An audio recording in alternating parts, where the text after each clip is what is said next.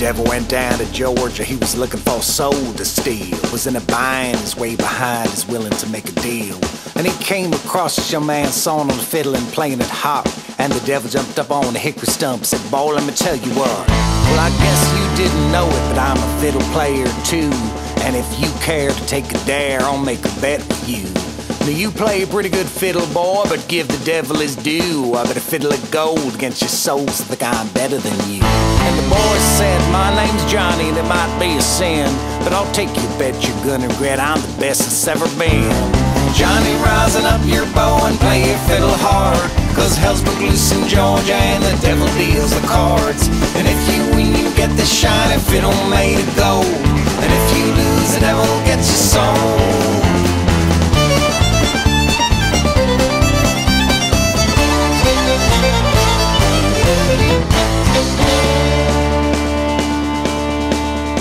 Devil opened up his case and said, "I'll start this show." And fire flew from his fingertips as he rosined up his bow.